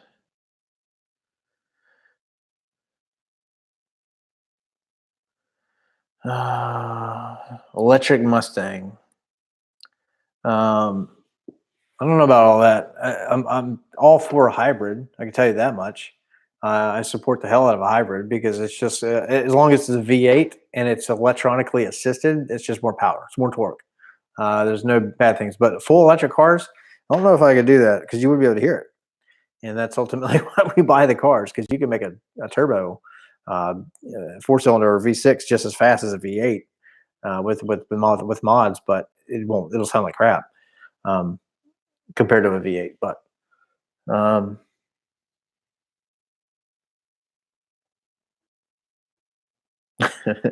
yeah, the four door Mustang. I don't know about all that. I mean, I get there's definitely a market for it. I would think it's just that us like purists, it would really upset because it's always been a two door rear wheel drive car, and as soon as you make it a four door car, I mean, Dodge does it. They do really well. You have Chargers, and then you have the Challenger, but they are not called the same thing. Is the deal there. Um, they have similarities like some of the trim levels, but as far as the platforms themselves, they're vastly different.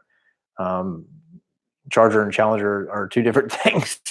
But why centrifugal blower? Just because that you retain some streetability and torque breaks things, and not that I'm really afraid of that, but you if I'm going to go fast, I'm going to be all in it. And that 10 or 80, the way it shifts up high, and then the speed and everything, how it just goes. I mean, they're very fast, and it's a very linear pull. It's kind of the sweet spot between a Roots and a um, turbo.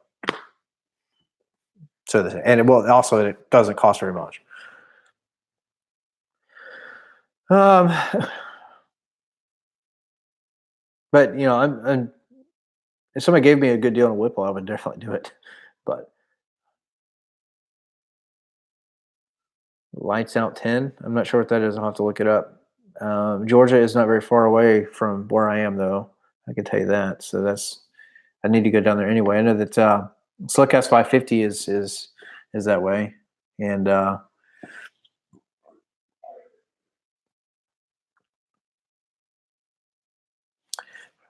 just scrolling through some comments real quick because we pretty much hit everything we wanted to talk about earlier. Just wanted to vent. Really, it was just a long bitch session. um, and just give you my thoughts on I don't think that really a multi-million-dollar company shouldn't have any right to tell a consumer to stop speaking like that. I think that's wrong. You know, just own up to it. American Muscle Show. I don't know. It's in PA. The thing is, I don't want to put like 50,000 miles in the car this year. I wish that I had a truck and trailer, and that would make things a little easier. But then the wife would have another car too, and because there's a bunch of events happening. They always happen up I kind of wish that I lived up northeast because that's where everything happens. But anyway, but we shall see. Cookeville, Tennessee. I'm in Clarksville, Tennessee, so not terribly far. I freeze up whenever the guy puts a camera on me. Yeah, the cameras make you do weird things. You could be like the most fluent person ever speaking English, and then it just goes to shit. Happens to me every single time. Get divorced and buy a truck. Well, um,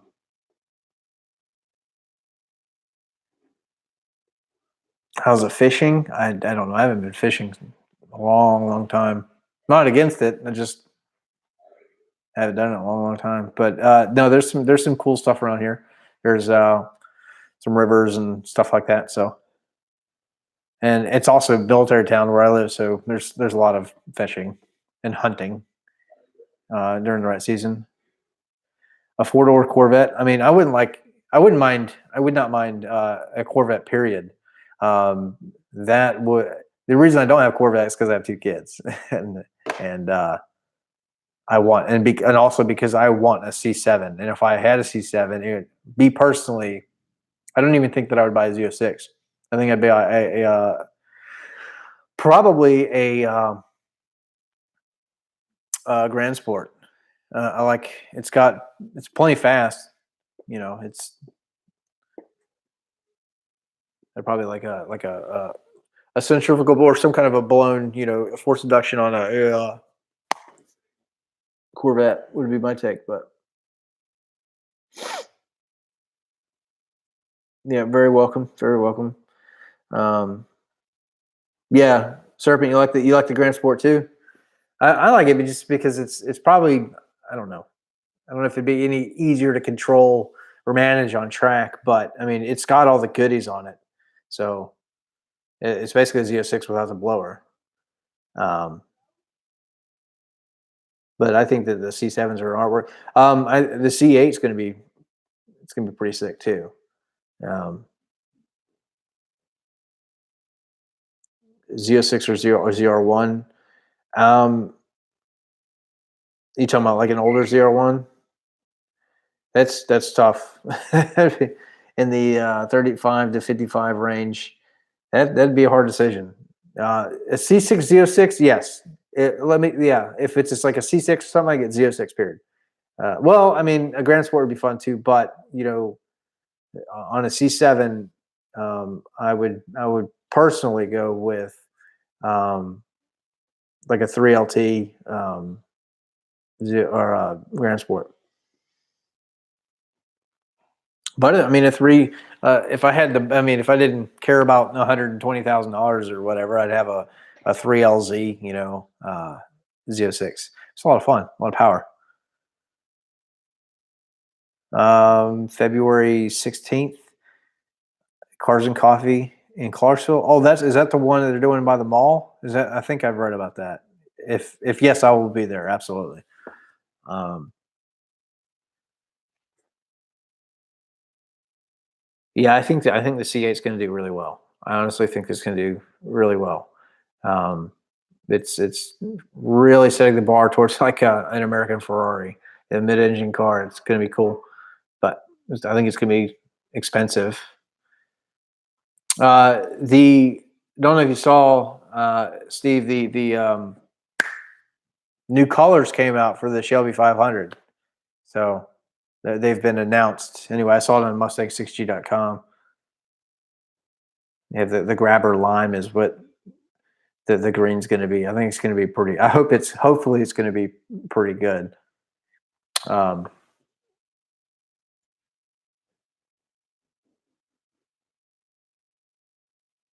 I'm reading. Grabber blue would be that they should have done it.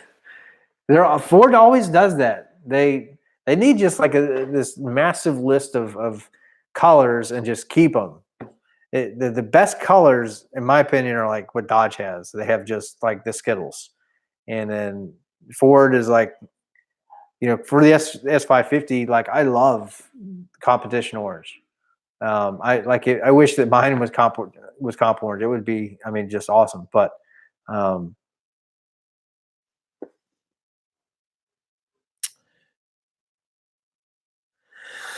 hmm. You're planning on your final deployment to make some serious money. Go for the channel. Yeah, I mean, be very careful. I mean, you're probably going to Afghanistan, I would imagine.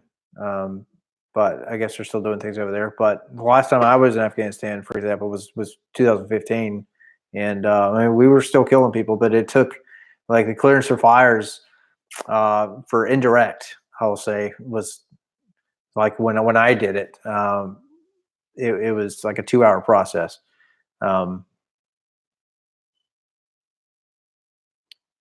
But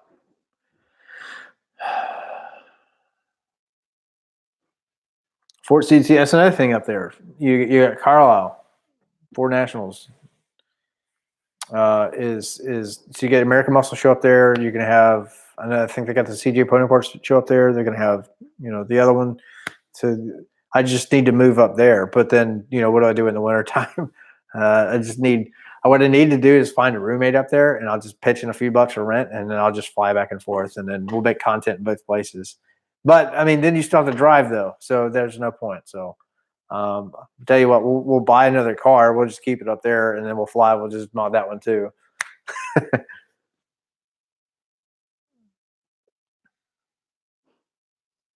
OPSEC, yeah, everything's OPSEC.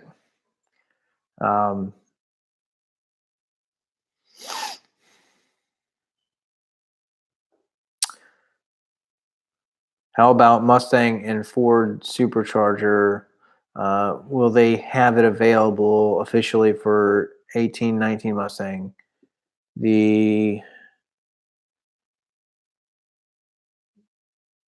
do you mean? Like Ford Performance or something like that? I'll wait for you to respond.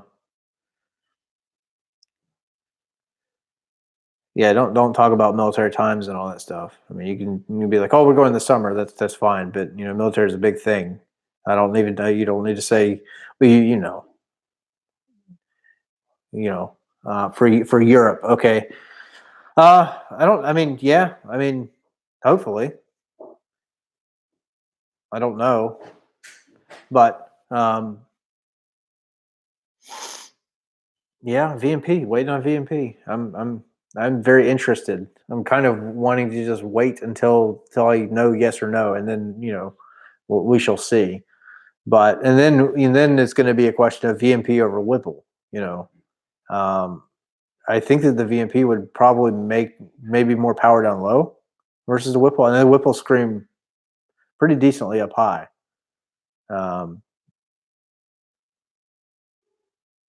If I had a supercar before, no, but if I did, that would be a hard question too, because like I'm not a huge Porsche guy, but I like probably like a GT3 RS. GT2 would be cool. Honestly, though, like if I had the money, it'd be a McLaren, just like everybody else, because they're like the somewhat affordable supercar. Like a 720S, like street speed. I mean, that dude, the 720S is a badass car. But I mean, I used to have a Hellcat. I used to.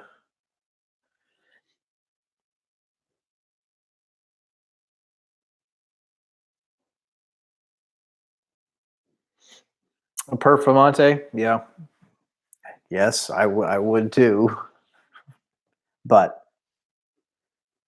now we're just kind of like chit chatting here. I mean, I'll continue talking for as long as I hold on to you guys, but I was originally just going to go live for like 30 minutes and just complain, and then that was going to be it. Just get my frustration out, but whatever. We're having fun still.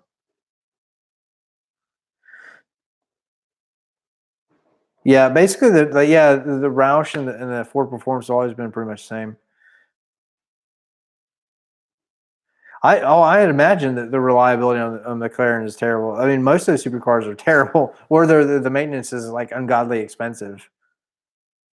Like if I had $400,000 to buy a 720S, I mean, I wouldn't be able to afford it after that. But I mean, I don't know.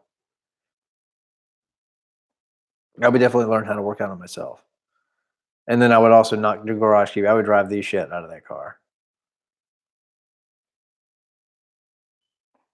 The Aztec, yeah, I agree. Um,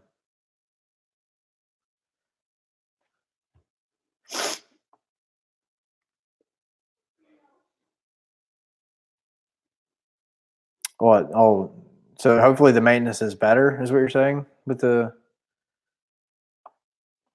worst cars? Yeah, definitely a PT Cruiser.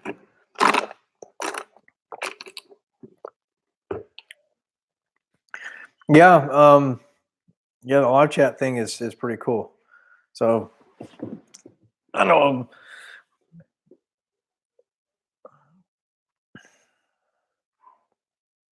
I'm just reading through the comments, just like you guys are.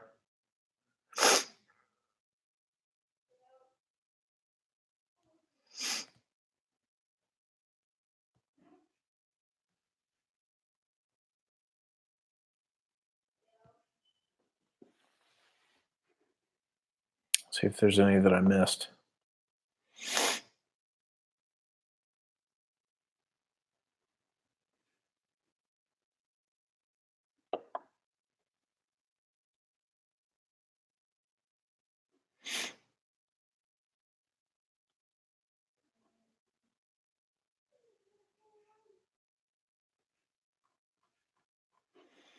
Hmm.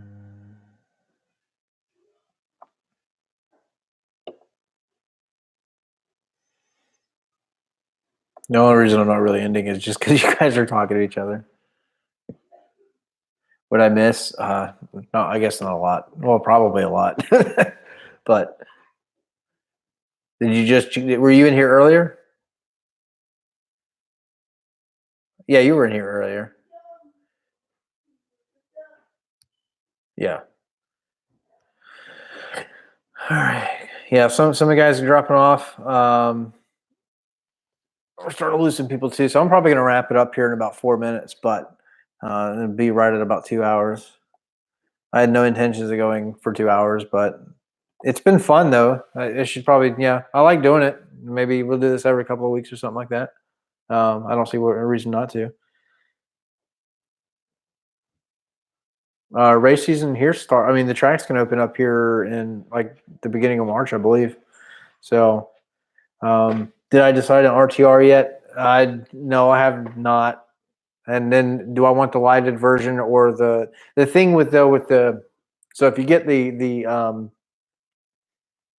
mean, I'd have to buy it, for the same cost as everybody else, but the non-lighted version, I know that those little things clip in and the little side pieces, and they are interchangeable, so you can add the lights later on. So, and it financially works out to be about the same because it's like $250 for the grill unlighted, and then if you want the lights, it's like $300. But if you want the lighted version anyway, brand new, it's like 550. So it's, I could just do the unlighted version first, see if I like it or if I don't, and then figure it out. But uh, I don't know. Sinister Productions has one for sale, and his is lighted, and I just don't know. I don't know if I'd like all that front stuff because I don't generally like. I like fancy stuff, but I don't know that I would like all that on the front. I'm not really sure because I kind of like the RTR stuff, the grill design, but I'm not 100% on it. But that's true with about every single product that I've ever owned. I'm probably a little bit too picky.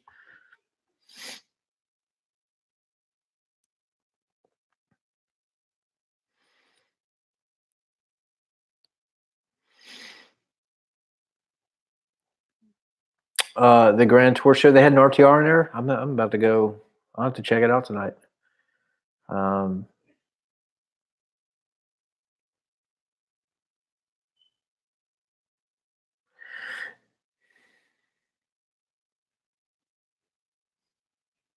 I mean, the real RTRs aren't like the best things in the world. They're just it's just a bunch of body stuff and just things, stuff and things. I like Roush's. You get a Roush stage 1, 2, 3.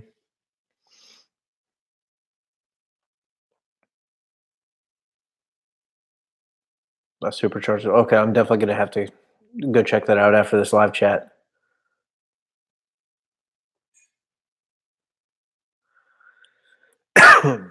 RTR versus Hennessy Camaro. Did they have that, or is that? Let's get a Roush on it.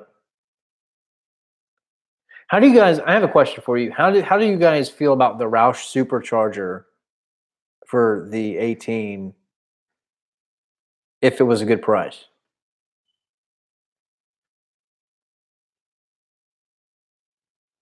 I'm thinking no. I'm thinking just continue to wait.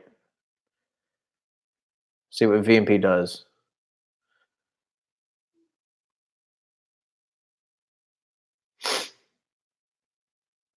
Yeah, Roush has a warranty, and they also have really conservative tuning, but which is why they can have a warranty, I guess.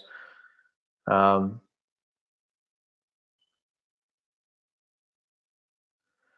yeah, the price, I think the Roush is solid. Price is high. Yeah, it is high. It's a little high for I think what it is, especially when compared to like um, everything else that's out there for what it can offer. You should talk about Roush Port.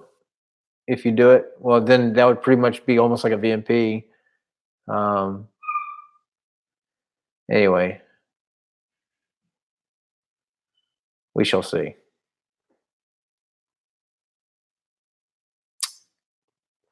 Yeah, hopefully Kenny Bill will come out with something here soon.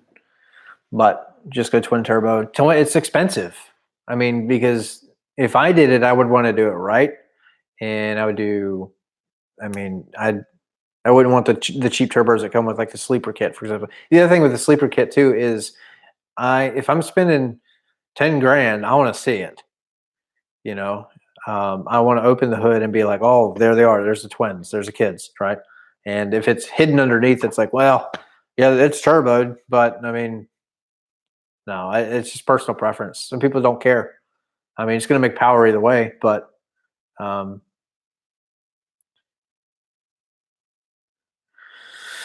oh man, why don't you? Yeah, I mean, I very well might stick with the Cervini's grill. You know, it's especially with the brackets that they're going to send me. I mean, there's not really a reason to get rid of it after that point, unless I think that I'm going to do a crazy high speed. Um, I guess I'll continue to be the guinea pig after that. You know, well, is it going to hold up on track and drag?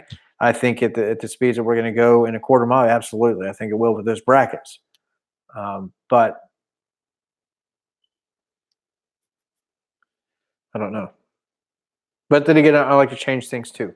So, but all right, guys, that is it. I think I'm going to call it. I've been just over 2 hours, and then I'm going to let you guys go enjoy your families, and you know, get ready for tomorrow for everybody that goes to work. And I'm going to go work on something to film, and then bring you more content like I always do. That's what I do. But anyway, thank you so much. We've held on to a bunch of you guys for a long time, and then we'll definitely continue to do this more often. And thank you so much for the support and the love and all the super chats. And that's pretty much going to be it. So, yeah, again, we'll do this soon. And everybody have a good night. But other than that, I'll see you guys later.